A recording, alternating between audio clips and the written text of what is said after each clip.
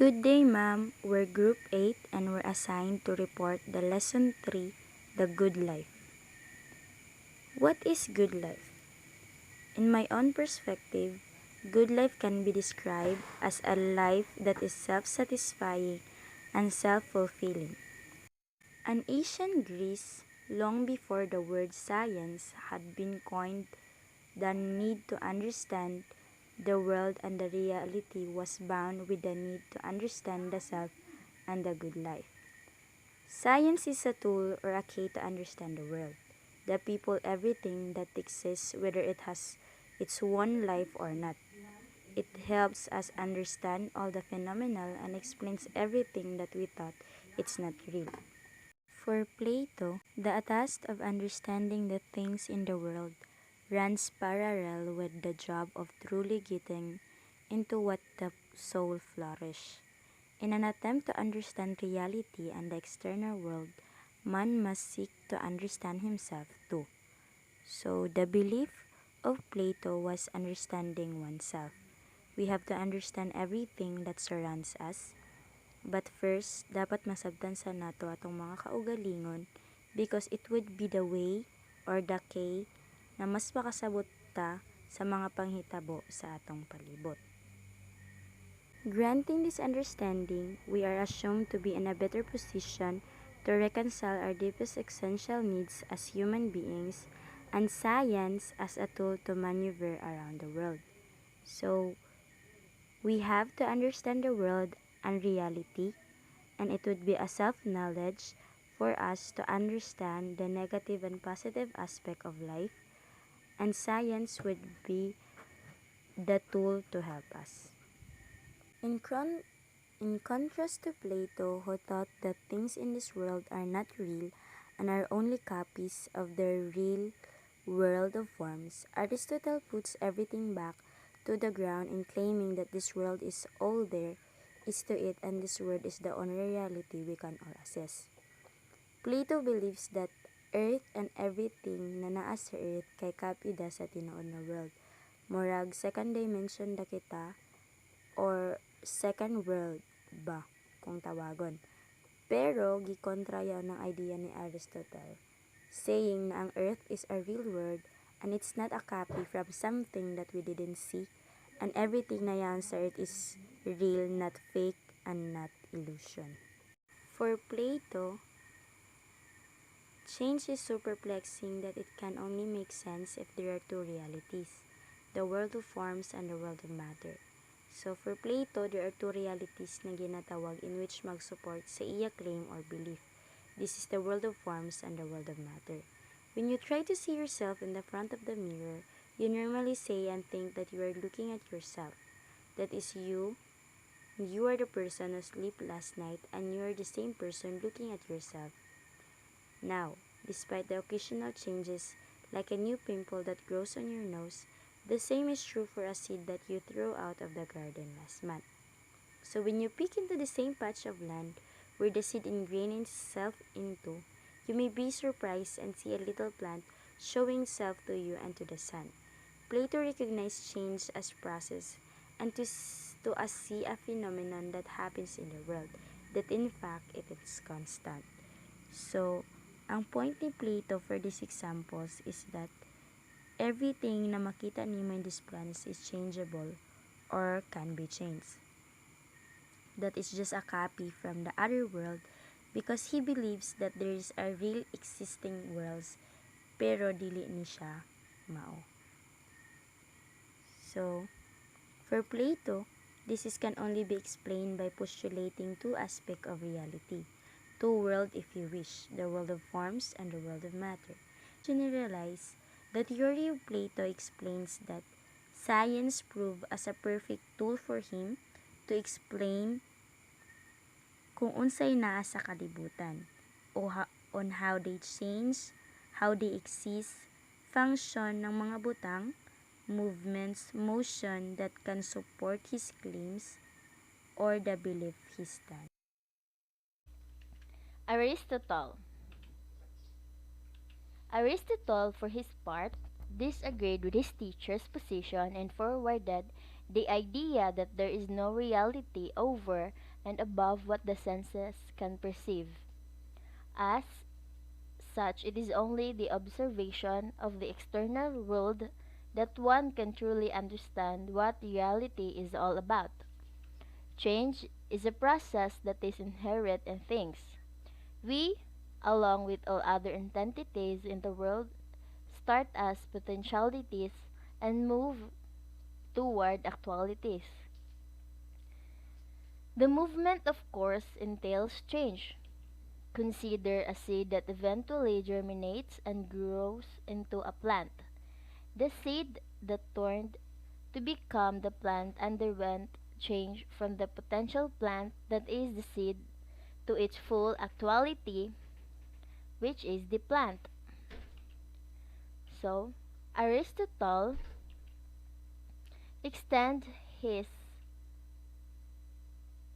analysis from the external world into the province of the human person and declares that even human beings are potentialities who aspire for the actuality.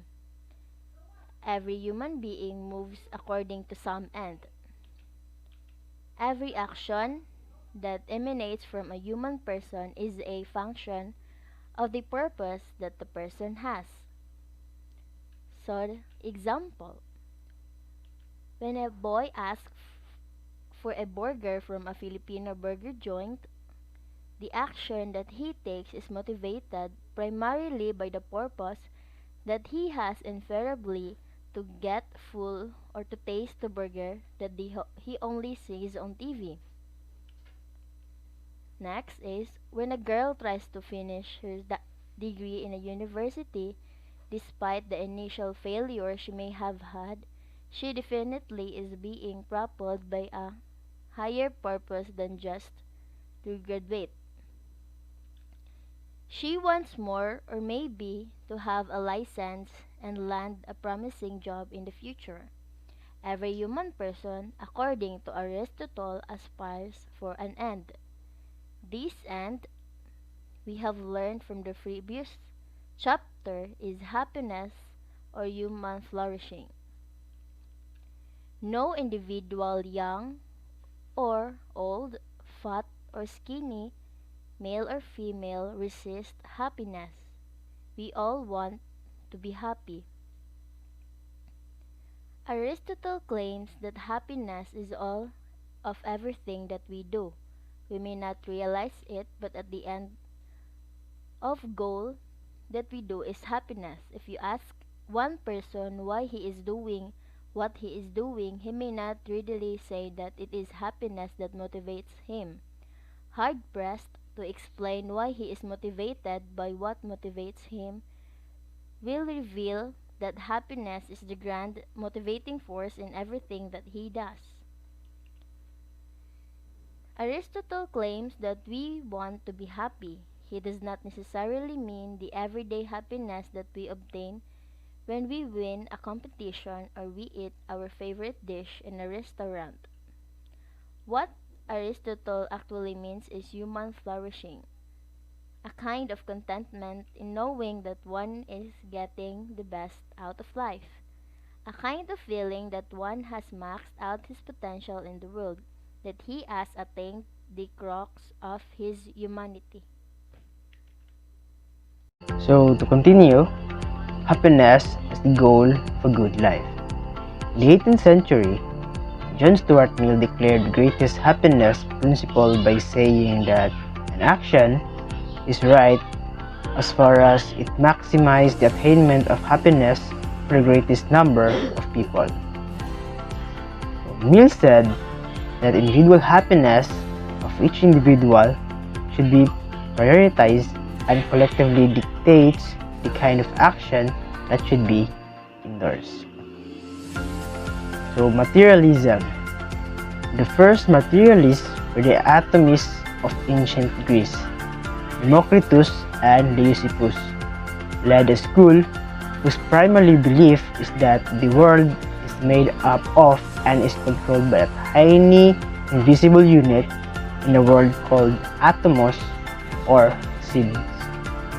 For Democritus and his disciples, the world including human beings, is made up of matter. Atoms simply comes together randomly to form the things in the world, such as only material entities matter in terms of human flourishing. Matter is what makes us attain happiness. We see this at work with most people who are clinging onto material wealth as the primary source of the meaning of their existence.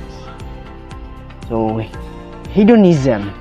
The hedonists, for their part, see the end goal of life in acquiring pleasure. Pleasure has always been the priority of hedonists. For them, life is about obtaining and indulging the pleasure because life is limited. The mantra of the school of thought is the famous eat, drink, and be merry, for tomorrow we die, led by Epicurus. This school of thought also does not buy any notion of afterlife, just like the materialists. Stoicism, another school of thought led by Epicurus. The Stoics espouse the idea that to generate happiness, one must learn to distance oneself and be apathetic. The original term apatheia precisely means to be indifferent. For Stoics, happiness can only be attained by a careful practice of apathy. We should, in this worldview, adopt the fact that some things are not within our control. The sooner we realize this, the happier we can become. P.S. Most people find the meaning to their lives using God is the fulcrum of their existence. The Philippines, as a predominantly Catholic country, is witness to how people base their life goals and beliefs that hinge on some form of supernatural reality called heaven. The ultimate basis of happiness for theists is the communion with God. The world where we are in is only just temporary reality where we have to maneuver around while waiting for the ultimate return to the hands of God.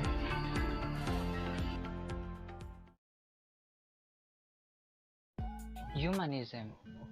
When we say humanism, it espouses the freedom of man to carve his own destiny and to legislate his own laws. For humanists, man is literally the captain of his own ship. In 17th century, humanists see themselves not merely as stewards of the creation, but as individuals who are in control of themselves. Scientists eventually turned to technology in order to ease the difficulty of life. Some people now are willing to tamper with time and space in the name of technology. Social media as an example.